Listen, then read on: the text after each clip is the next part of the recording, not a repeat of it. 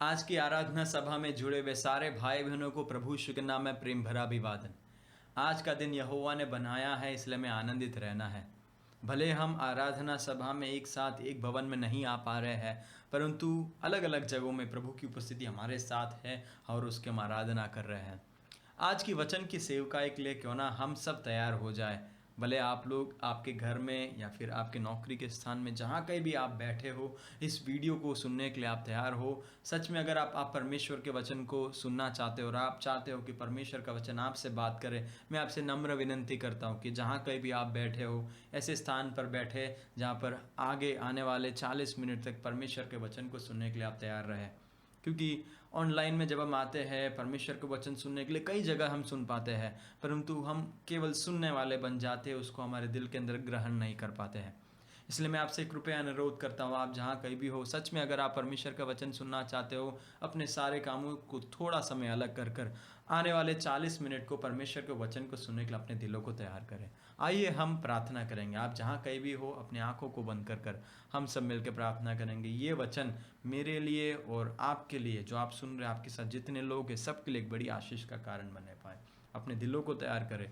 प्रभु से कहे, प्रभु आपके वचन को सुनने के लिए मैं तैयार हूँ, आपके वचन को ग्रहण करने के लिए मेरा दिल तैयार है। आइए हम प्रार्थना करेंगे। हे हमारे स्वर्गीय पिता परमेश्वर, हम आपको धन्यवाद देते हैं इस सुंदर समय के लिए जो आपने हमें दिया। इस महामारी के समय में प्रभु आपने हमें जिंदों के बीच में रखा, इसलिए हम आपको धन्यवाद देते हैं। ये हमारी योग्यता या हमारी लियाकत से नहीं, परंतु ये आपका अनुग्रह है कि हम आपके वचन को सीख पाए, समझ पाए और उसके अनुसार अपने जीवन को बिता पाए। आगे आने वाले कुछ समय जैसे हम आपकी उपस्थिति में हैं, हमारे मनों को आप तैयार कीजिए और आपके वचनों को सुनने के लिए हमें तैयार कीजिए। हमारी प्रार्थना है, हम जैसे वीडियो को सुन रहे हैं, इसके अंत में प्रभु हमारे जीवन में सच में एक रूपांतर आने पाए, हमारे जीवन के सारे योजना में, प्राथमिकता में एक रूपांतर आने पाए, हमारी प्रार्थना है।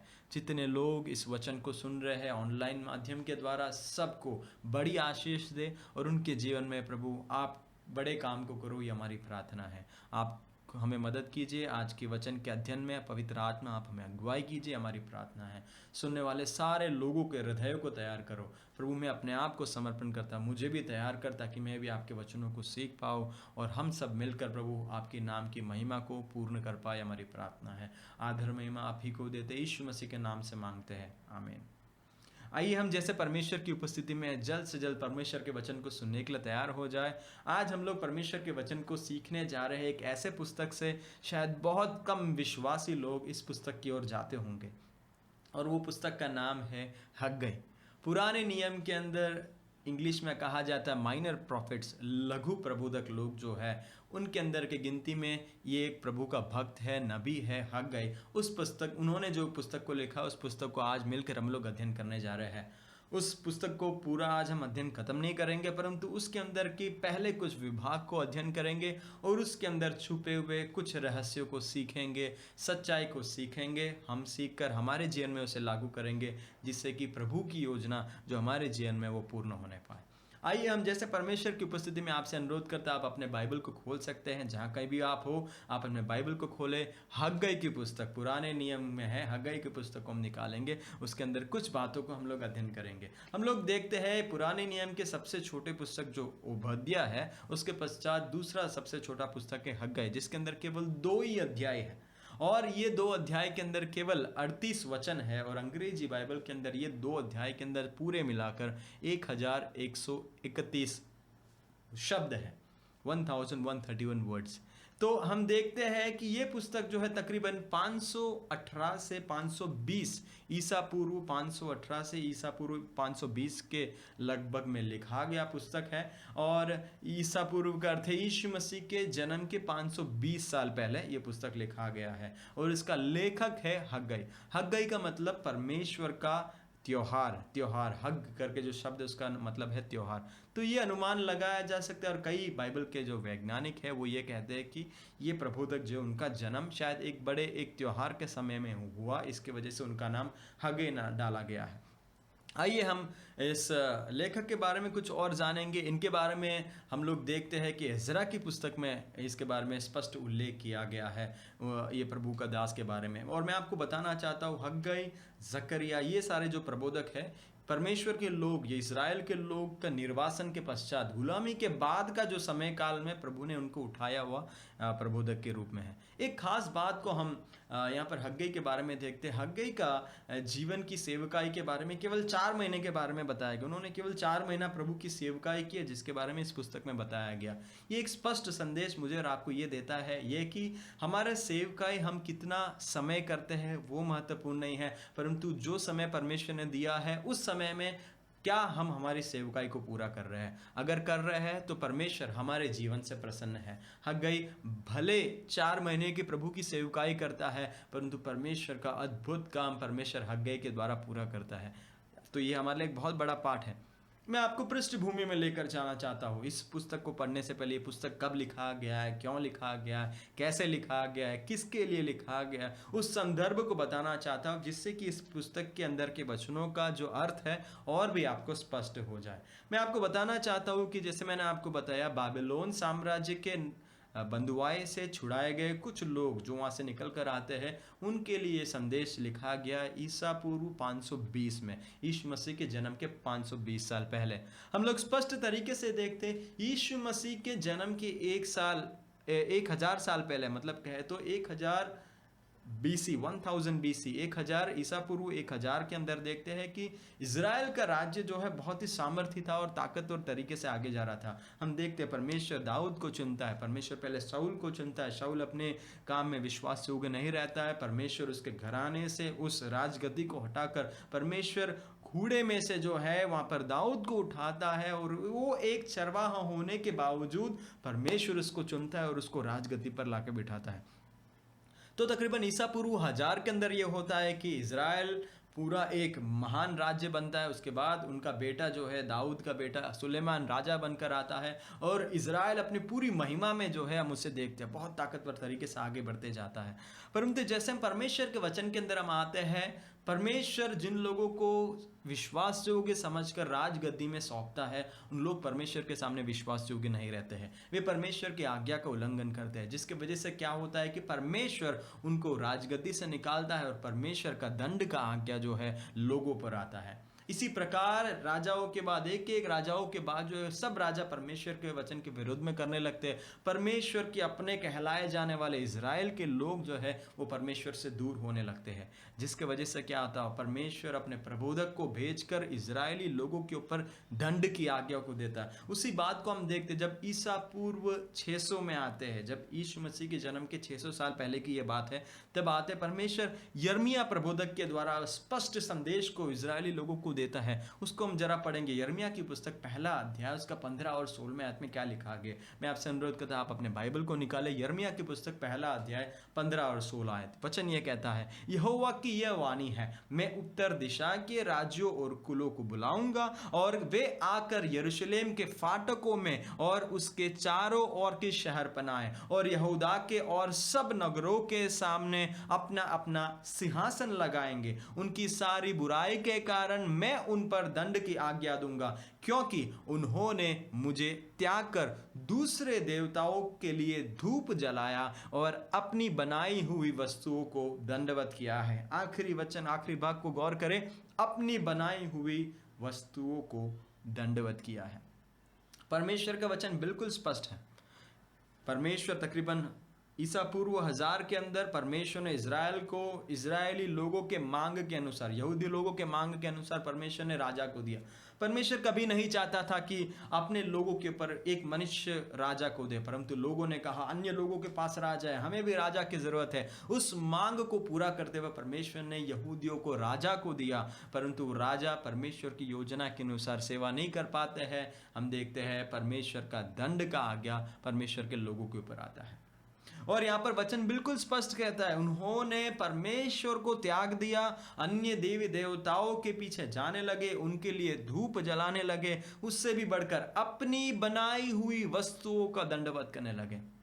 मैं और आप जब हम परमेश्वर के वचन को सुनकर आज ये वचन को सुन रहे हैं, आज अपने जीवन को टटोल कर देखें, क्या हमने परमेश्वर की आज्ञा को एक साइड में रखकर अपनी जीवन में अपने स्वप्नों को पूरा करने के लिए अपने वस्तुओं को बनाकर क्या आज हम उसी के पीछे लगे हुए हैं?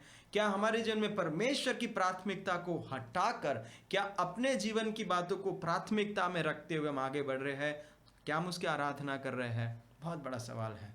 ये हकीकत हम में से हर एक को सीखना है। हम मूर्ति पूजा में कहते हैं ये मूर्ति पूजा मत करो, मूर्ति की पूजा मत करो, मूर्ति पूजा नहीं करना करके परमेश्वर के वचन बाइबल में स्पष्ट लिखा गया है। परंतु अगर मैं परमेश्वर मेरे जीवन में जो प्राथमिक रूप में रहना चाहिए उसको वहां से हटाकर अपने जीवन की प्राथमिकता को आगे लेकर आके अगर आगे जीवन बिताता हूं तो मैं मूर्ति पूजक हूं, मैं मूर्ति पूजा कर रहा हूं।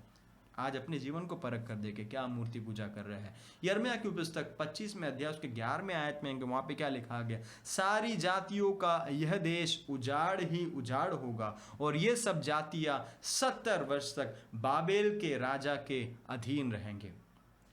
ईसा पूर्व 600 में परमेश्वर यिर्मयाह प्रबोधक नबी यिर्मयाह के द्वारा आह्वान चेतावनी लोगों को देता, अगर तुम लोग मन फिरा कर नहीं आएंगे तुम्हारे ऊपर बाबेल साम्राज्य आकर आक्रमण करेगा और तुमको मैं निर्वासन में भेज दूंगा, गुलामी में भेज दूंगा।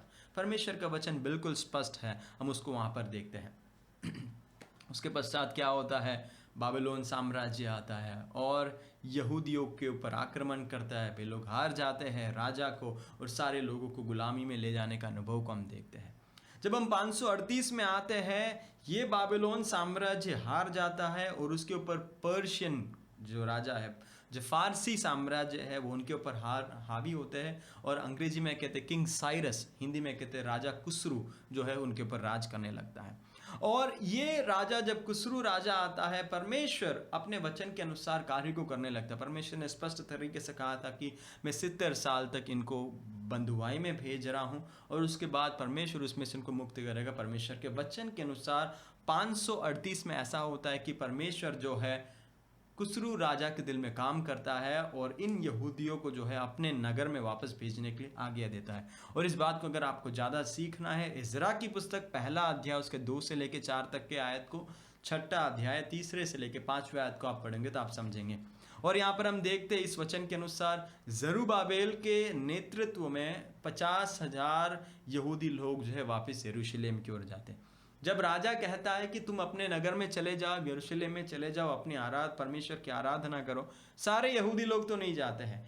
कई बार गुलामी की मजा में इतना रह जाते हैं कि परमेश्वर जब हमें इस पापों की आज़ादी को देना चाहता है हम कई बार ना बोलते हैं। एक बहुत बड़ा जन समुदाय आज दुनिया में है जो पाप की गुलामी में है, छोटे छोटे नशे की गुलामी में है, शायद बहुत पैसा है, अमीर है, ड्रग्स के गुलामी में है, अपने पाप के गुलामी में है, शायद अश्लील चित्रों के देखने के गुलामी में है। परमेश्वर आज आपको बुलावा दे रहा है एक आज़ादी की ओर, एक अनंत जीवन की ओर। क्यों आप पाप की गुलामी में जी रहे हैं और अपने अनंत जीवन को नरक में लेकर जा रहे हो?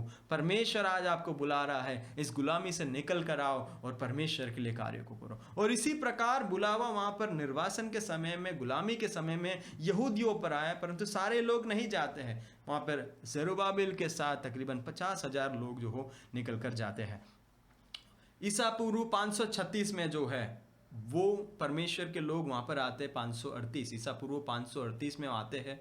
2 साल में तकरीबन उन लोग परमेश्वर के भवन के कार्य को शुरू करते हैं। इस बात को हम इज़रा की पुस्तक में देते हैं और वहां पर कार्य शुरू होता है। परंतु इर्द गिर्द में जो लोग हैं, जो अलग अलग देश है, समरून के देश है, अलग अलग लोग जो नेबरिंग कंट्री से, उन लोगों के दबाव के कारण वहाँ पर उनका काम बंद हो जाता है।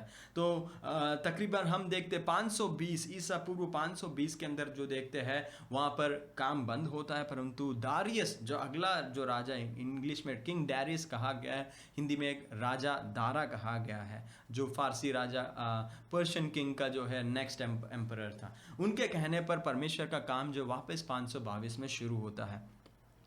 और हम इस बात को समझना है, मैंने आपको पृष्ठभूमि बताया कि इजराइल के राजा थे दाऊद, सुलेमान, उसके बाद पश्चात कई राजा थे, और उसके बाद परमेश्वर के लोगों ने, परमेश्वर ने कहा वैसा नहीं माना, यिर्मयाह प्रबोधक ने उनको चेतावनी दी, उन्होंने फिर भी नहीं माना, तो परमेश्वर का दंड उन पर आता है। नेबुकदनेस्सर राजा उनके ऊपर आता है और उनको गुलामी में लेकर चले जाता है। पूरा यरूशलेम नगर तबाह हो जाता है, मंदिर तबाह हो जाता है, शहरपना तबाह हो जाता है, और सारे यहूदी लोग गुलामी में नेबुकदनेस्सर राजा के साथ चले जाते हैं, उसके अधीन में चले जाते हैं। उसके पश्चात बाबिलोन साम्राज्य गिरता है, और हम देखते हैं पर्शियन साम्राज्य, फारसी साम्राज्य जो ऊपर आता है। उसका पहला राजा के बारे में हमने देखा खुसरू, किंग साइरस, और उसके पास अगला राजा आता है दारियस राजा। और इस राजा के समय काल के अंदर कुछ लोग वहीं पर ही है, कहाँ पर है, यरूशलेम में है, जो वहाँ पर आए थे, जो परमेश्वर के भवन को बनाने का काम शुरू कर दिया था। परंतु जो आजू बाजू में रहने वाले पड़ोसी देशों के दबाव के कारण काम बंद हो गया। काम बंद होने के बाद परमेश्वर जिस प्रकार पहले नबी यिर्मयाह को उठाया, उसी प्रकार इस समय में क्या करता है परमेश्वर, जो है हग्गई नबी हग्गई, प्रबोधक हग्गई और प्रबोधक जकरिया को उपयोग करता है, जो लोगों को प्रेरणा देते हैं क्या करने के लिए, परमेश्वर के काम को करने के लिए, परमेश्वर के भवन को बनाने के लिए प्रेरणा देते हैं। और हम ये दो सेवकों को जब देखते हैं, हग्गई जो है वो परमेश्वर के बात को सीधा सटीक तरीके से कहता है, परंतु जकरिया जो है नाटकीय तरीके से परमेश्वर के वचन को दृष्टांत के द्वारा लोगों के पास पहुंचाना चाहता है। ये बात से हमें ये सीख मिलता है कि जब भी हम प्रभु की सेवकाई में आते, कलीसिया में आते, परमेश्वर ने हर एक लोगों को, परमेश्वर का वचन एक ही है परंतु अलग अलग माध्यमों के द्वारा परमेश्वर लोगों के पास पहुंचाना चाहता है। हम कभी भी दूसरे लोग जो सेवा करते उनकी आलोचना ना करें। परमेश्वर अगर उनको बुलाया, तरीका अलग है, अलग तरीके से परमेश्वर का वचन पेश करने का अगर उनको बुलावा है, हम कभी भी उनकी आलोचना ना करें। इस बात को हमें यहाँ पर सीखना है। तो इस प्रकार हम देखते हैं परमेश्वर का वचन का सीखने से पहले पृष्ठभूमि को आपको मैंने बताया, तकरीबन 520 में हग्गई जो है परमेश्वर के लोगों को मंदिर बनाने के लिए चेतावनी देता है, आह्वान कराता है, बुलावा देता है। और जब हम आगे वचन को पढ़ते हैं, इस सारे बातों को अगर आपको सीखना है, इज़रा की पुस्तक 5वां अध्याय और 6ठे अध्याय को पढ़ेंगे तो आपको पता चलेगा। और तकरीबन 516 ईसा पूर्व 516 में परमेश्वर का भवन का कार्य पूर्ण होता है, और वहाँ पर उसका उद्घाटन भी होता है, उसका समर्पण भी होता है। तो ये था, अगर संक्षिप्त में पूरा अगर आपको मैं ये पृष्ठभूमि, हग्गई जो पुस्तक हम अभी अध्ययन करने जा रहे हैं, अगर पृष्ठभूमि बताना चाहता हो तो कहें समझ सकते कि तकरीबन 16 साल तक में क्या होता है, उन लोग वहाँ पर रहते हैं, उस समय में कोई काम नहीं होता है, परंतु परमेश्वर इन प्रभु के दासों को उपयोग करते हैं, और उपयोग करने के द्वारा क्या होता है, वापस वो काम शुरू होता है। तो आओ हम आगे बढ़ेंगे। इस पुस्तक के अंदर एक और खास बात है कि तारीख, तिथि जो है बहुत ही महत्वपूर्ण है। ये पुस्तक को जब एक एक भाग में आप पढ़ोगे, वहाँ पर तारीख स्पष्ट तरीके से लिखा गया है कि ये तारीख में, ये राजा के समय में, ये महीने में, ये दिन में परमेश्वर का वचन प्रभु के दास के पास आया। परमेश्वर का वचन, बाइबल जो है केवल मिथ्या नहीं है, केवल कुछ लोगों को मन में आई हुई कहानी नहीं है, परंतु इतिहास में घटित हुई घटना है। उसका साबिती हम यहाँ पर इस पुस्तक के अंदर देखते हैं। इस पुस्तक के अंदर पहला जो हम देखते हैं, पहला अध्याय के 1 से लेकर 15 भाग में पहला जो वचन जो वहाँ पे लिखा गया है, पहला दिन 6ठे महीना के अंदर, दूसरे जो राजा दारियस राजा के दूसरे वर्ष के 6ठे महीने का पहला दिन, ये पहला तिथि दिया गया। बाद में दूसरा जो तिथि जो हम देखते हैं दूसरे अध्याय का 1 से लेकर 9 के भाग में है, वो उस समय में परमेश्वर का वचन स्पष्ट तरीके से आता है। वो है 17वां महीने के बारे में, इस राजा के राज्य के 17वां महीने के बारे में 21वें दिन के बात है। तीसरा जो आता है वो तीसरा और चौथा जो है वो एक ही दिन आता है, और उसको हम देखते हैं दूसरा अध्याय उसका 10 से 19 के अंदर, और दूसरा अध्याय 20 से 23 के अंदर। मतलब स्पष्ट है परमेश्वर का वचन, जब हम आगे पढ़ेंगे आपको और स्पष्ट हो जाएगा। परमेश्वर का वचन जब आता है तिथि के साथ आता है, डेट के साथ आता है, ये बताता है कि ये घटना है। आमीन, प्रभु की महिमा हो। जब हम इस पुस्तक को पढ़ते हैं, इसके अंदर 4 विभाजन है। पहला विभाजन, पहला अध्याय उसके 1 से लेकर 15, वहाँ के परमेश्वर लोगों को उभारता है, अपने चाल चलनों को देखो और परमेश्वर के मंदिर बनाने का काम को शुरू करो। दूसरा विभाजन हम देखते हैं दूसरे अध्याय के 1 से लेकर 9, कुछ लोग बुजुर्ग लोग वहाँ पर है जो मंदिर की महिमा को देखा है, सुलेमान की मंदिर की महिमा को देखा है। वे लोग जब यहाँ पर जरुब्बाबेल के द्वारा नेतृत्व में बनाए गए मंदिर को देखते बोलते ये तो कितना छोटा है। परमेश्वर उनको वहाँ पर उठाता है, परमेश्वर वहाँ पर उनको सांत्वना देता है और कहता है कि इससे भी बढ़कर नया यरूशलेम आएगा और परमेश्वर के महिमा से भरपूर होकर एक मंदिर आने वाला है। वो दूसरे अध्याय 1 से लेकर 9 में देखते हैं। दूसरे अध्याय के 10 से लेकर 19 में जब हम आते हैं, वहां पर परमेश्वर एक दृष्टांत के द्वारा याजक लोगों को स्पष्ट संदेश देता है कि प्रभु की सेवकाई पवित्रता से किया जाए। तीसरा विभाजन यहाँ पर हम देखते हैं दूसरे अध्याय के 20 से लेकर 23 में आया तक। वहां पर स्पष्ट तरीके से देखता है कि एक समय आएगा जब परमेश्वर सारे अन्य जातियों को निकाल कर हटाकर परमेश्वर अपने राज्य को इस धरती पर स्थापित करेगा। तो इस तरीके से हमने स्पष्ट तरीके से देख लिया है कि परमेश्वर का वचन स्पष्ट था और वो पूरा हो रहा है। जब हम यिर्मयाह की पुस्तक 25 के 11 में देखते हैं, वहाँ पर परमेश्वर का वचन यिर्मयाह के पास स्पष्ट पहुँचता है कि इन लोग जो बंदवास में जा रहे हैं, बंदीवाई में जा रहे हैं, तकरीबन परमेश्वर का वचन स्पष्ट कहता है कि 70 साल तक वे लोग बंदीवाई में रहेंगे, वहाँ से वो लोग आज़ाद हो जाएंगे और परमेश्वर का इच्छा पूरी होगा। और इसी बात के बारे में दानियल को भी परमेश्वर बताता। दानियल की पुस्तक 9वें अध्याय उसके पहले और दूसरे आयत में हम लोग देखते हैं। तो आओ हम लोग आज के अध्ययन को शुरू करते हैं। आज हम लोग पूरे हग्गई के पुस्तक को नहीं अध्ययन करने वाले, उसके केवल पहले भाग को अध्ययन करने वाले। आपके ध्यान को मैं चाहता हूँ, मैंने पृष्ठभूमि को इसलिए बताया ताकि जब हम वचन को पढ़ेंगे आपको पता चलेगा ये भक्त किसको प्रचार कर रहा है, कब प्रचार कर रहा है, पृष्ठभूमि क्या है, इसलिए मैंने आपको बताया। तो आज के मनन को मैं ये शीर्षक देना चाहता हूँ, मसीही जीवन की यात्रा में परमेश्वर की आज्ञा की प्राथमिकता। मसीही जीवन की यात्रा में परमेश्वर के आज्ञा की प्राथमिकता। आइए हम इसको अध्ययन करने वाले। पहले रूपरेखा आपको बताना चाहता हूँ, इसको मैं 3 भाग में विभाजन करना चाहता हूँ। आज हम लोग अध्ययन करेंगे हग्गई की पुस्तक पहला अध्याय, उसके 1 से लेकर 15वां आयत तक अध्ययन करेंगे। उसको मैं 3 भाग में विभाजन करना चाहता हूँ। पहला भाग ये होगा कि पुनर्निर्माण करने के लिए बुलावा, उसको मैं 1 से लेकर 5 आयत तक देखते हैं। उसके अंदर 3 बातों को हम खास तरीके से देखेंगे। पिछले प्रयास या पहल का प्रयास के बाद जुनून का कम हो जाना, सबसे अनिवार्य कार्य का पहल करना। तीसरी बात है आरामदायक छत वाले घरों का जीवन। दूसरा विभाजन यह है कि निष्क्रिय बने रहने का दंड क्या है। उसके अंदर हम 3 बातों को देखेंगे। निर्माण की कठिनाई क्या है, सजा की गंभीरता क्या है, मंदिर का महत्व क्या है, और उसके बाद इन तीनों को नटशल में लाते हुए एक मुख्य संदेश इसके अंदर देखेंगे। तीसरा विभाजन यह है कि बुलावा का जवाब, परमेश्वर जब बुलावा देता है उसका जवाब हम देते हैं तो हमारे जीवन में क्या हुआ। आओ हम आगे बढ़ेंगे। परमेश्वर के वचन को हम लोग पढ़ने जा रहे हैं। सब लोग अपने बाइबल को खोलेंगे। हग्गई की पुस्तक, आशा करता हूँ आपको पुस्तक मिल गया है। आमतौर से विश्वासी लोग इस पुस्तक को नहीं पढ़ते हैं, परंतु मैं मानता और विश्वास करता हूँ इस वचन को जब आप अभी ऑनलाइन में सुन रहे हैं, ये आपको प्रेरणा दे कि आप ऐसे वचनों को सीखें और उसके अंदर छुपे हुए हकीकतों को समझे, सच्चाई को समझे और उसको अपने जीवन में लागू करें, और परमेश्वर की महिमा हमारे जीवन में हम देखेंगे। आइए हम पढ़ेंगे हग्गई की पुस्तक पहला अध्याय, उसके पहली आयत को पढ़ेंगे, मिलकर पढ़ेंगे। दारा राजा के राज्य के दूसरे वर्ष के 6वें महीने के पहले दिन, देखो तिथि बिल्कुल स्पष्ट है, यहोवा का वचन हग्गे भविष्यवक्ता के द्वारा शालतिएल के पुत्र जरुब्बाबेल के पास, जो यहूदा का अधिपति था, और यहोसादक के पुत्र यहोशू महायाजक के पास पहुंचा। जैसे मैंने आपको पहले बताया था कि परमेश्वर का दास जब यहाँ पे भविष्यवाणी कर रहा है, कौन से तिथि में किसको भविष्यवाणी किया गया, ये वचन में स्पष्ट तरीके से लिखा गया। क्या लिखा गया है? स्पष्ट तरीके से लिखा गया कि दारा राज्य के दूसरे वर्ष के 6वें महीने के पहले दिन ये शुरू हो रहा है। हग्गई पुस्तक के अंदर उसकी भविष्यवाणी के बारे में उल्लेख जो दिया गया पहली बार कब आ रहा है? 6वें महीने के पहले दिन में। और ये अध्याय के जब अंत में जब हम आते हैं 24वें दिन में, लोग उस आज्ञा को मानकर, परमेश्वर के बुलावे को सुनकर उसको आज्ञा को मानने के लिए तैयार होते हैं। आगे जब हम वचन में जाएंगे मुझसे अध्ययन करेंगे।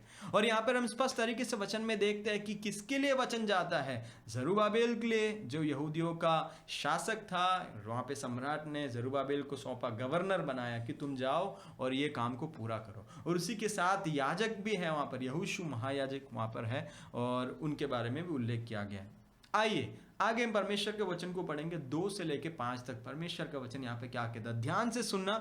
इसके बाद हम इसी वचन के आधार पर आगे अध्ययन को बढ़ाने जा रहे हैं और पढ़ेंगे 2 आयत से लेकर 5वां आयत तक। सेनाओं का यहोवा यह कहता है, ये लोग कहते हैं कि यहोवा का भवन बनाने का समय नहीं आया है। 3 आयत, फिर यहोवा का यह वचन हग्गे भविष्यवक्ता के द्वारा पहुंचा। चौथा आयत, क्या तुम्हारे लिए अपने छत वाले घरों में रहने का समय है, जबकि यह भवन उजाड़ पड़ा है। पांचवा आयत, इसलिए अब सेनाओं का यहोवा यह कहता है, अपनी अपनी चाल चलन पर ध्यान करो। मेरे प्रिय भाई और बहनों, यहाँ पर पृष्ठभूमि मैंने आपको बताया था, इन लोग तकरीबन 50,000 लोग जो है गुलामी में से निकलकर जेरुब्बाबेल के साथ आते हैं, और उन लोग वहाँ पर आने के बाद 16 साल के बाद हग्गई जो ये प्रचार लोगों के सामने कर रहा है, क्या कर रहा है? स्पष्ट तरीके से जब आपने वचन को पढ़ा आपको समझ में आएगा कि परमेश्वर ये कहता है कि जब मेरा भवन, मेरा मंदिर उजाड़ पड़ा हुआ है, तुम अपने छत वाले घरों में आराम से जी रहे हो, और ये कह रहे, क्या कह रहे हैं? स्पष्ट तरीके से कह रहे, ये लोग कहते हैं कि यहोवा का भवन बनाने का समय अभी तक आया नहीं है। पुराने भविष्यवाणी के ऊपर अभी भी 70 साल और बाकी है, उसी के बाद काम शुरू करना है करके बैठे हुए हैं। परंतु इस बात को जब हम सीख रहे, पहली बात, पहला विभाजन जो मैं आपको समझा रहा हुआ है कि पुनर्निर्माण करने के लिए परमेश्वर का बुलावा, मंदिर के पुनर्निर्माण करने के लिए परमेश्वर का बुलावा। उसके अंदर पहली बात को मैं आपको बताना चाहता हूं कि उनके परमेश्वर के भवन में जो यरूशलेम में है, आने के दूसरे वर्ष के दूसरे महीने में शालतिएल के पुत्र जरुब्बाबेल ने, यहोसादाक के पुत्र यहोशू ने और उनके अन्य भाइयों ने, जो याजक और लेवी थे और जितने बंधुआई से यरूशलेम में आए थे, उन्होंने भी काम का आरंभ किया और 20 वर्ष अथवा उससे अधिक अवस्था के लेवियों को यहोवा के भवन का काम चलाने के लिए नियुक्त किया। यहाँ पे इज़रा की पुस्तक के अंदर वचन बिल्कुल स्पष्ट कहता है कि उन्होंने काम तो शुरू किया था, परमेश्वर का भवन बनाने का काम। जब वे लोग निर्वासन के बाद आए, गुलामी के बाद आए, उन्होंने काम को शुरू किया, परंतु अभी क्या हो गया? अभी काम बंद हो गया। उसका कारण क्या है अगला मैं आपको बताऊंगा। परंतु एक बात, पहला कारण जो बिल्कुल स्पष्ट है, पहली बात मैं आपको इस पहले विभाजन में बताना चाहता हूँ, वो ये है कि पिछला प्रयास या फिर पहला प्रयास के बाद जुनून का कम हो जाना, ये एक आम बात है। क्या है? पिछला प्रयास या पहला प्रयास के बाद जुनून का कम हो जाना। हम लोग जब मसीह विश्वास में आते हैं, प्रभु के पास आते हैं, पहले दिनों में हमारे पास जुनून बहुत होता है, हमें ये करना है, हमें वो करना है, परंतु कुछ समय के बाद वो जुनून कम हो जाता है।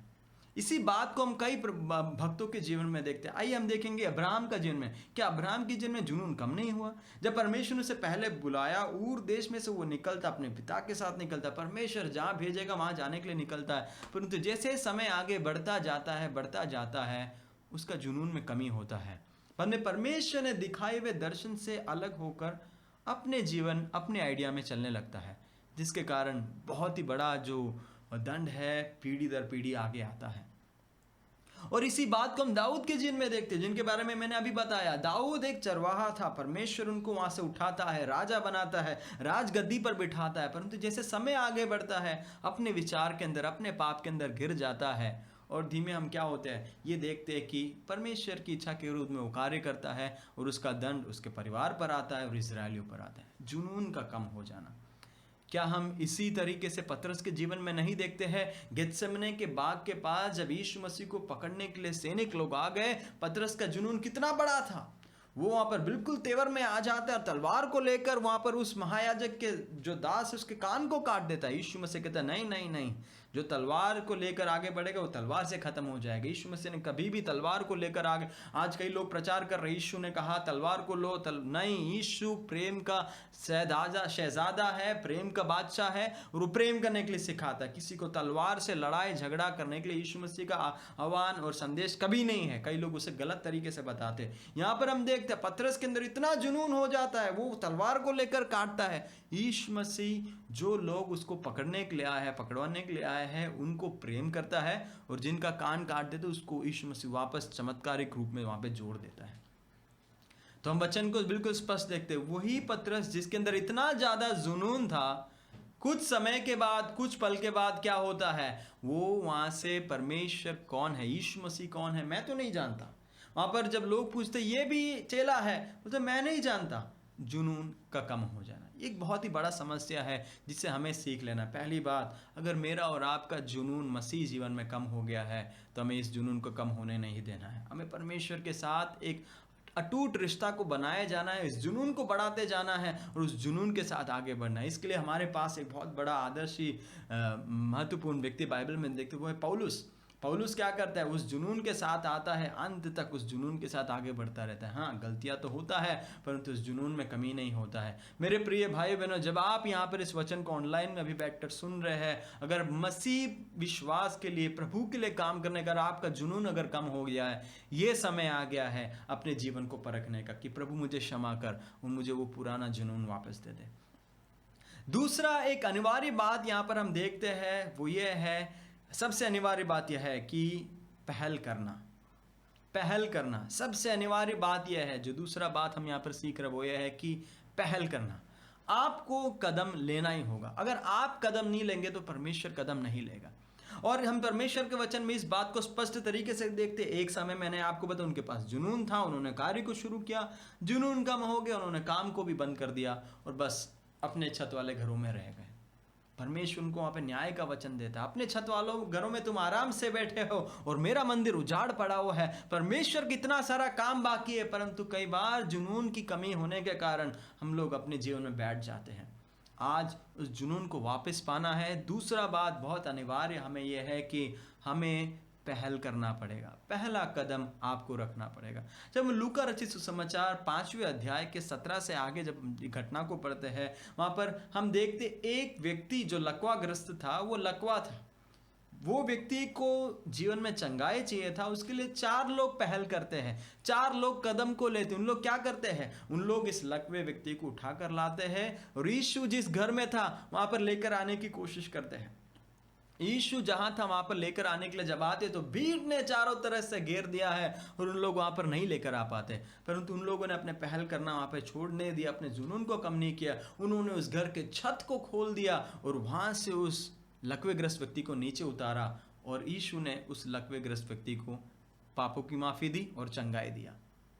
तो ये 4 लोगों ने जो अपना पहल करने का काम, जो अपना कदम रखने का काम, उन्होंने वहां पे पूरा किया। हमारे लिए एक बहुत बड़ा आदर्श है। यहाँ पे यहूदियों को देखते हैं जिनको हग्गई संदेश दे रहा है, उन लोग पहल नहीं कर रहे हैं, परंतु लूका रचित सुसमाचार 5वें अध्याय में उन 4 को देखो, उन्होंने पहला कदम लिया। मैं आपसे कहना चाहता हूँ, ये बड़ा मुश्किल का समय है, इतना आसान नहीं है कहने के लिए, परंतु वो वहां पर पहल करने के लिए तैयार है। दूसरा एक उदाहरण नए नियम में हम देखते हैं, प्रेरितों के काम की पुस्तक उसका 8वां अध्याय उसके 26वें आयत में जब हम जाते हैं, वहां पर परमेश्वर का वचन पवित्र आत्मा फिलिपुस को जो है रेगिस्तान में लेकर जाता है। रेगिस्तान में लेकर जाते समय आइए हम उस वचन को पढ़ेंगे। प्रेरितों के काम की पुस्तक 8वां अध्याय उसके 27वें आयत में, वह उठकर चल दिया और तब कुश देश का एक मनुष्य आ रहा था जो खोजा और कुशियों की रानी कंदाके की मंत्री और खजांची था और आराधना करने को यरूशलेम आया था।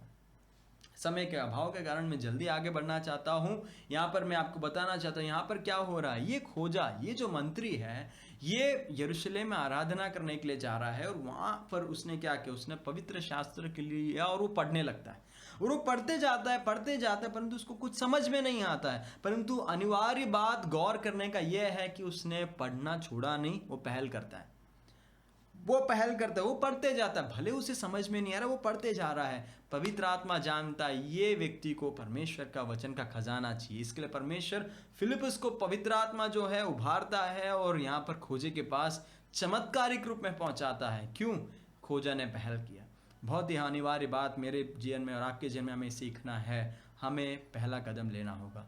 आप प्रभु के लिए बहुत कुछ करना चाहते हैं, परमेश्वर आपके द्वारा बहुत कुछ करना चाहता है। आपका जीवन इस दुनिया में परमेश्वर ने जितना रखा उसके अंदर परमेश्वर आपसे कई बातों को करवाना चाहता है, परंतु सवाल है क्या हम लोग पहल करने के लिए तैयार हैं? हम कई बार अपने जुनून को कम कर देते हैं और धीमे पहल करना ही छोड़ देते हैं। हम परमेश्वर के कामों को अपने जीवन में नहीं देख पाते। दूसरी बात, पहले विभाजन में हमें ये देखना है कि हमें पहल करना है। तीसरी बात को हम देखेंगे। तीसरी बात को वहां पर वचन में देखते हैं, वो ये है आरामदायक छत वाले घरों का जीवन। आरामदायक छत वाले घरों का जीवन। यहां पर हम देखते हैं ये लोग गुलामी में थे, उनके पास ना तो प्रॉपर घर होगा। गुलामी में कौन घर देता है? गुलामी में वहां पर रहते थे, वहां से परमेश्वर ने उनको उठाकर यरूशलेम में लाया कि परमेश्वर की योजना वहां पर पूरी हो, मंदिर का स्थापना हो, परमेश्वर की आराधना वापस शुरू हो जाए। परंतु जुनून कम हो गया, पहल करना छोड़ दिया। सब लोगों ने क्या किया? परमेश्वर का वचन वहाँ पे स्पष्ट तरीके से कहता है, तुम अपने छत वाले घरों में रहते हैं और कहते हैं कि अभी तो बनाने का समय आया नहीं है। क्या करना है? अभी तो आराम से अपने छत वाले घरों में रहते हैं, बहाने बनाने लगते हैं। और परमेश्वर कहता है मेरा मंदिर उजाड़ पड़ा हुआ है। हमारे जीवन में भी ये बिल्कुल प्रैक्टिकल है। अपने जीवन को आप टटोल कर देखें, परमेश्वर ने आपको कहाँ से उठाया है। हम जब घूरे में थे, हमारे पास एक आशा नहीं था, हमारे पास जीवन की आशा नहीं थी। हमारे में से कई लोग गरीबी की अवस्था में जीते थे। परमेश्वर के पास आने के बाद परमेश्वर ने हमें एक आत्मिक आशीष दिया, भौतिक आशीष दिया। आज कई लोग छत वाले घरों में हैं, परंतु सवाल ये है, इस कंफर्ट जोन के अंदर, इस छत वाले घर के अंदर, इस आरामदायक कक्ष के अंदर क्या आप परमेश्वर को अपने प्राथमिकता से हटाकर, अपने कामों को प्राथमिक बनाकर, अपने जीवन के स्वप्नों को पूरा करने के लिए उनको प्राथमिक बनाकर परमेश्वर के कामों को अलग कर रहे हो? बहुत बड़ा सवाल है।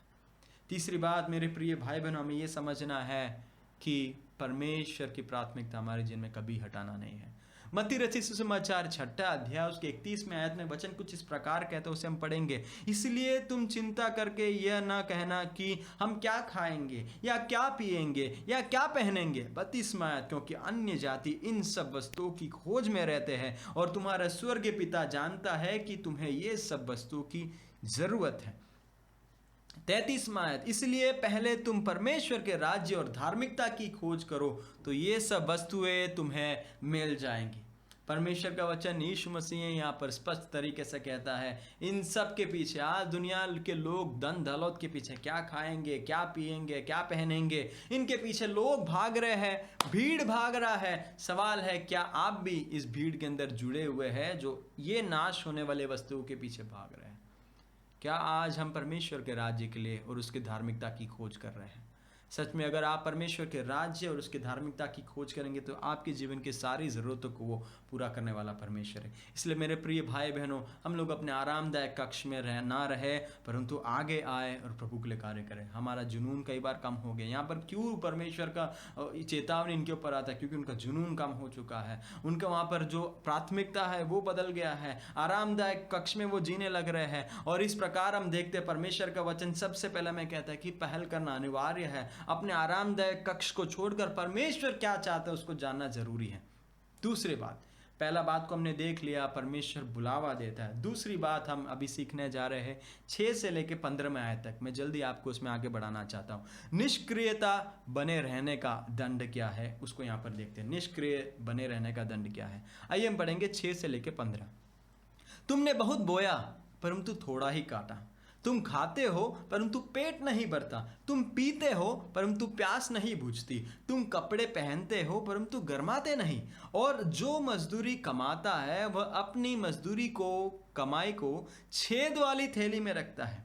7वां आयत, सेनाओं का यहोवा तुमसे यह कहता है, अपने अपने चाल चलन पर सोचो, पहाड़ पर चढ़ जाओ और लकड़ी ले आओ और इस भवन को बनाओ, और मैं उसको देखकर प्रसन्न होऊंगा और मेरी महिमा होगी। यहोवा का यह वचन है। 9वां आयत, तुमने बहुत उपज की आशा रखी परंतु देखो थोड़ा ही है, और जब तुम उसे घर ले आओ और तब मैंने उसको उड़ा दिया। सेनाओं का यहोवा की यह वाणी है, ऐसा क्यों हुआ? क्या इसलिए नहीं कि मेरा भवन उजाड़ पड़ा है और तुम में से प्रत्येक अपने अपने घरों में दौड़ा चला जाता है। इस कारण आकाश से ओस गिरना और पृथ्वी से अन्न का उपज दोनों बंद हो गया है, और मेरी आज्ञा से पृथ्वी और पहाड़ों पर और अन्न और नए दाखमधु पर और ताजे तेल पर और जो कुछ भूमि की उपजता है उस पर और मनुष्यों और घरेलू पशुओं पर और उनके परिश्रम की सारी कमाई पर अकाल पड़ा है। यहाँ पे परमेश्वर का वचन स्पष्ट तरीके से देखता है। क्या वचन स्पष्ट तरीके से बताता है कि परमेश्वर का दंड उनके ऊपर आता है जब वे लोग निष्क्रिय बने रहते हैं। उसके अंदर पहली बात को मैं आपको बताना चाहता हूँ कि हम कहते हैं इन लोग निष्क्रिय बन गए हैं, जुनून का कमी हो गया है, उन लोग पहल नहीं कर रहे हैं, अपने छत वाले घरों में आराम से बैठे। उसका कुछ कारण भी है।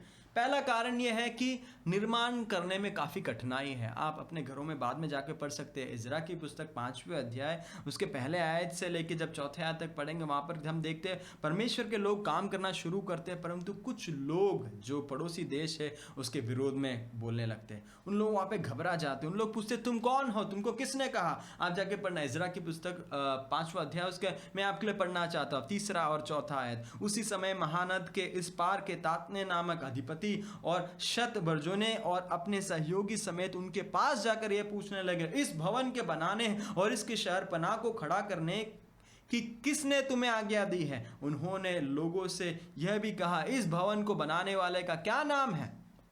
धमकी दे रहे हैं। जब उन लोग काम कर रहे थे, परमेश्वर के पवित्र भवन को बना रहे थे, लोग पड़ोसी लोग आके धमकाने लगे। आज भी कई बार हम प्रभु के लिए जब आगे बढ़ते हैं, बाहर के लोग, हमारे परिवार के लोग, समाज वाले के लोग धमकाने लगते हैं, कौन बोला ये सब करने के लिए, तुमको कौन बोला ये सब करने के लिए। कई बार जब परमेश्वर हमें कलीसिया में कुछ करने के लिए आज्ञा देता है और जब हम करने के लिए निकलते, शायद कलीसिया से कुछ लोग आपको धमकाने लगेंगे।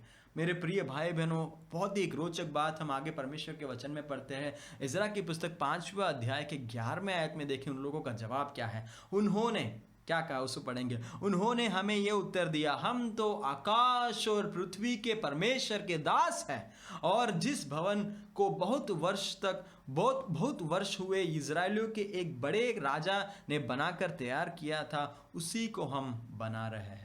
इन लोग अपने पहचान को दे रहे, हम कौन हैं, आकाश और पृथ्वी के परमेश्वर के दास हैं। परमेश्वर का काम जो परमेश्वर ने आपको दिया है उसको करने के लिए जब निकलते हो, एक बात को हमेशा समझना, ये काम आपका नहीं है, ये परमेश्वर का है। आपको ढाढ़स के साथ आगे बढ़ना है।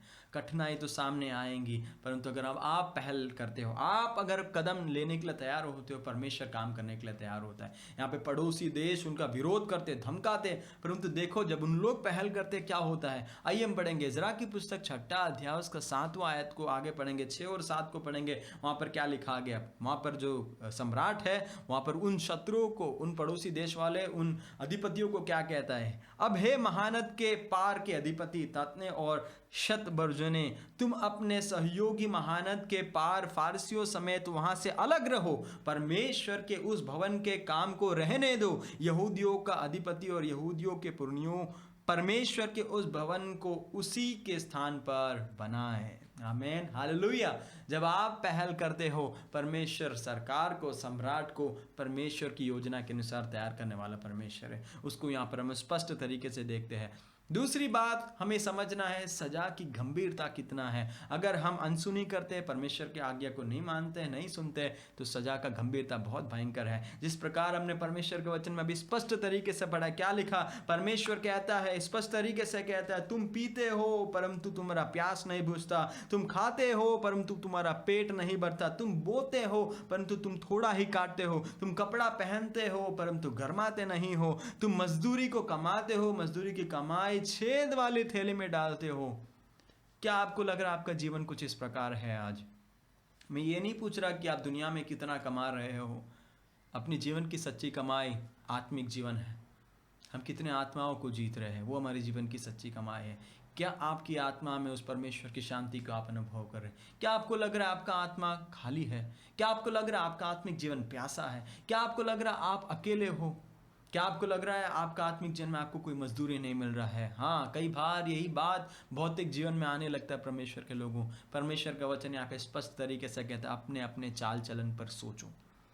और उसके बाद हम जब परमेश्वर के वचन को पढ़ते हैं, परमेश्वर का सजा इतना गंभीर हो जाता है। परमेश्वर अकाल को लेकर आता है। कहाँ कहाँ लेकर आता है, उसी बात को हम देखते हैं 11वें आयत में देखते हैं, और मेरी आज्ञा से पृथ्वी और पहाड़ों पर, अन्न, नए दाख मधु पर, ताजे तेल पर, और जो कुछ भूमि पर उपजता है उस पर, और मनुष्यों पर, घरेलू पशुओं पर, और उनके परिश्रमों की सारी कमाई पर अकाल पड़ता है। गंभीर है।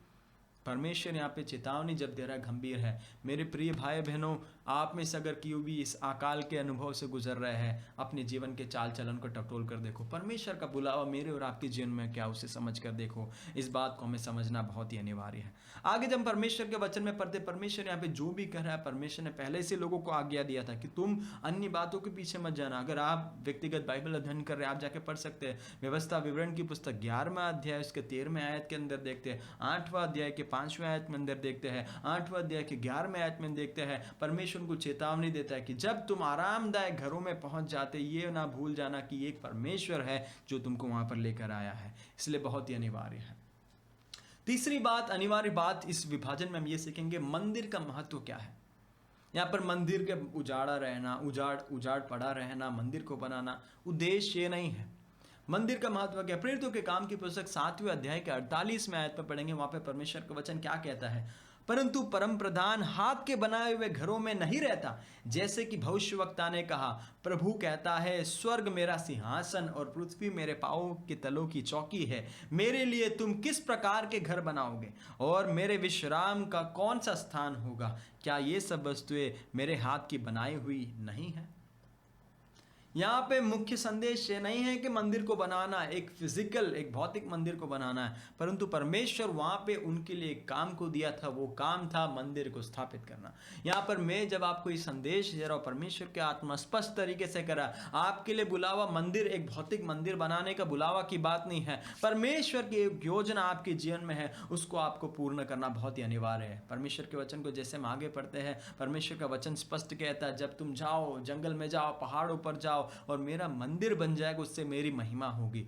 परमेश्वर यही चाहता है। परमेश्वर की योजना को जब हमारे जीवन में हम पूरा करते जाते हैं, परमेश्वर का महिमा हमारे जीवन में हम देखने लगते हैं। पहला कुरिन्थियों की पत्री 10वां अध्याय उसके 31 में लिखा गया, इसलिए तुम चाह हो, खाओ, चाहे पियो, चाहे जो कुछ करो, सब कुछ परमेश्वर की महिमा के लिए करो। हमारे जीवन में सबसे पहला हमें ये प्राथमिकता बनाना, परमेश्वर मेरी योजना नहीं, आपकी योजना मेरे जीवन में पूर्ण होने पाए। इसलिए हमें हर एक लोगों को अपने जीवन को टटोल कर देखना है, अपने चाल चलन को टटोल कर देखना है, क्या हम परमेश्वर को अपने जीवन में प्राथमिक रूप में रखते हैं कि नहीं। अंतिम भाग, वचन की समाप्ति हम लोग आ रहे हैं। हम लोग पहले अध्याय के 12 से 15 में जब आते हैं, परमेश्वर का बुलावा का जवाब अगर हम सही तरीके से दे तो परमेश्वर क्या कहता है। आइए हम पढ़ेंगे 12 से 15। तब शालतिएल के पुत्र जरुब्बाबेल और यहोसादाक के पुत्र यहोशू महायाजक ने सब बचे हुए लोगों समेत अपने परमेश्वर यहोवा की बात मानी। सब लोगों ने परमेश्वर की बात मानी और जो वचन उनके परमेश्वर यहोवा ने उनसे कहने के लिए हग्गे भविष्यवक्ता को भेज दिया था, उसे उन्होंने मान लिया और लोगों ने यहोवा का भय माना। तब यहोवा के दूत हग्गै ने यहोवा से आज्ञा पाकर उन लोगों से यह कहा, यहोवा की यह वाणी है, मैं तुम्हारे संग हूँ। और यहोवा ने शालतिएल के पुत्र जरुब्बाबेल को, जो यहूदा का अधिपति था, और यहोसादक का पुत्र यहोशू महायाजक को और सब बचे हुए लोगों के मन को उभार कर उत्साह से भर दिया और वे आकर अपने परमेश्वर सेनाओं के यहोवा के भवन को बनाने लगे। और ये कब हुआ? 15वें आयत में पढ़ेंगे। यह दारा राजा के राज्य के दूसरे वर्ष के 6वें महीने के 24वें दिन में हुआ। हमने देखा 6वें महीने के पहले दिन में परमेश्वर का वचन आता है, परंतु देखो जब परमेश्वर का वचन को मानने के लिए तैयार हो जाते हैं, परमेश्वर बहुत अद्भुत काम को करता है। वहाँ पर परमेश्वर का दास जब लोगों को ये वचन देता है, जैसे आज मुझे ये परमेश्वर का वचन बात कर रहा है, जैसे मैं आपसे वचन को बांट रहा हूँ, जब लोग उन्होंने ये वचन को सुना, उन्होंने क्या किया? वो यहोवा का भय माने और यहोवा की आज्ञा को मानने लगे। जब यहोवा की आज्ञा को मानने लगे, परमेश्वर कहता है मैं तुम्हारे साथ हूँ। परमेश्वर कहता है मैं तुम्हारे साथ हूँ। हम कई बार परमेश्वर के वचन के अंदर अलग अलग जगहों में जो प्रतिज्ञा है, हम कहते हैं परमेश्वर मेरे साथ है, परमेश्वर मेरे साथ है। परमेश्वर तब साथ रहेगा जब आप अपनी प्राथमिकता को हटाकर परमेश्वर को अपने जीवन में प्राथमिक बनाकर उसकी योजना को पूरी करने के लिए जब निकलते हो, तो परमेश्वर कहता है मैं तुम्हारे साथ हूँ। जुनून को कम होने ना दे, पहल करना ना छोड़े, आने वाले परेशानियों को ना देखे, विरोध करने वालों के सामने शक्ति के साथ, सामर्थ के साथ, एक परमेश्वर ने आपको एक काम के लिए भेजा है, उसको घोषणा करें। और आप जब उसकी आज्ञा को मानने निकलोगे, मैं आपसे कहना चाहता हूँ, आपके व्यक्तिगत जीवन के कई अकाल दूर हो जाएंगे, आपके परिवार के जीवन के कई अकाल दूर हो जाएंगे। हाँ, परमेश्वर हमारे देश की अकाल को दूर करने के लिए सक्षम है। समाप्ति की ओर आते हैं। पहली बात हमने सीखा, पुनर्निर्माण करने के लिए बुलावा। पहला बिंदु हमने सीखा, उसके अंदर हमने देखा पिछला प्रयास उन्होंने किया परंतु उसमें जुनून की कमी। दूसरा बात हमने देखा, वो पहल करने से चूक जाते। तीसरी बात को हमने देखा, वे आरामदायक अपने छत वाले घरों में रहते। दूसरा मुद्दा हमने सीखा, निष्क्रिय बने रहने का दंड क्या है। पहली बात हमने देखा निर्माण करने में काफ़ी सारे कठिनाई थे। दूसरी बात हमने देखा सजा का गंभीरता क्या है। तीसरी बात क्या है, ये मंदिर का महत्व क्या है। केवल एक भौतिक मंदिर नहीं है, परमेश्वर अपनी योजना को पूरी करना चाहता है। परमेश्वर अपने राज्य को इस दुनिया में स्थापित करना चाहता है, उसको हमें समझना है मेरे प्रिय भाइयों। आखिरी बात, तीसरी बात है बुलावट का जवाब कैसा है। आपने इस संदेश को सुन लिया है, परमेश्वर का वचन बिल्कुल स्पष्ट तरीके से आज आपसे व्यक्तिगत तौर से बात कर रहा है। सवाल यह है आपका जवाब कैसा होगा। क्या परमेश्वर की इच्छा के अनुसार आप अपने आप को हालिम करते हुए, नम्र करते हुए परमेश्वर को कहने के लिए तैयार हो, हे प्रभु मैं अपने छत वाले घरों में से अलग होकर, अपने आरामदायक कक्ष में से अलग होकर इन दिनों में आपकी उपस्थिति में आके बैठूंगा, आपकी आवाज़ को सुनना चाहता हूँ। प्रभु मैं मेरे जीवन में पिछले प्रयास को मैंने रख दिया है, उसको मैं वापस उठाना चाहता हूँ। मैं पहला कदम लेने के लिए तैयार हूँ प्रभु। मेरे विरोधी लोग जो मुझे रोक रहे हैं उनके सामने मैं प्रभु आपके नाम में काम करने के लिए तैयार हूँ। मैं आपसे कहना चाहता, परमेश्वर का बरकत आपके ऊपर है। परमेश्वर ऐसे लोग जो तैयार है, जो इस प्रार्थना को करने के लिए तैयार है, परमेश्वर आपसे कहना चाहता मैं तेरे साथ हूँ। आइए अपने आंखों को बंद करें, अपने जीवन को परमेश्वर के सामने समर्पण करें। कौन कहेगा प्रभु आज ये जीवन मैं आपको देता हूँ। भले आप अपने घरों में कहीं भी बैठकर इस वचन को सुन रहे हो, मैं आपसे कहना चाहता हूँ परमेश्वर की सेवकाई उजाड़ पड़ा हुआ है। अभी भी कई जगहों में प्रभु का वचन नहीं पहुँचा है। आप में से कितने लोग कहेंगे प्रभु मुझे जो आरामदायक छत वाला घर आपने दिया है वो मेरे लिए नहीं है, परंतु आपकी योजना को पूर्ण करने के लिए है। मैं प्रभु अपने पिछले दिनों के सारे प्रयास को याद कर कर एक और बार पहल करने के लिए तैयार हूँ। सारे विरोधियों के सामने खड़ा रहने के लिए तैयार हूँ। आपकी आज्ञा को मानने के लिए तैयार हूँ और आपकी इच्छा को मैं मेरे जीवन में पूर्ण होते हुए देखना चाहता हूँ। आइए प्रार्थना करें। हमारे स्वर्गीय पिता परमेश्वर, हम आपकी उपस्थिति में आते हैं, प्रार्थना करते इस वचन के लिए। हम आपको धन्यवाद देते प्रभु इस वचन के लिए। प्रभु आपने हमसे बात किया इसलिए धन्यवाद देते हैं। हग्गई नबी को प्रभु आपने 520 ईसा पूर्व में उठाकर इस वचन को दिया और यही वचन आज हमारे लिए बिल्कुल जीवित वचन के रूप में सामने है। प्रभु हमें प्रभु अपनी आलसी बातों को छोड़कर प्राथमिकता को परमेश्वर की ओर लाते हुए, हमारे जीवन में परमेश्वर को प्राथमिक बनाते हुए आगे बढ़ने के लिए प्रभु आप हमें मदद करो। इस वचन को सुनकर केवल हम प्रभु जी बैठे रहने वाले नहीं, हमारे जीवन में अमल करने वाले बने, हमारी प्रार्थना है। आदर महिमा आप ही को देते यीशु मसीह के नाम से मांगते हैं, आमीन आमीन। परमेश्वर आपको इस वचन के द्वारा आशीष दे। आने वाले हफ्ते में इसके आगे के वचनों को हम सीखेंगे, उसमें से कुछ हकीकतों को सीख कर अपने आत्मिक जीवन को मजबूत करेंगे, क्योंकि ये यात्रा जो परमेश्वर ने हमें दिया है उसमें परमेश्वर को प्राथमिक बनाते हुए हम आगे बढ़ेंगे। परमेश्वर आपको बड़ी आशीष दे।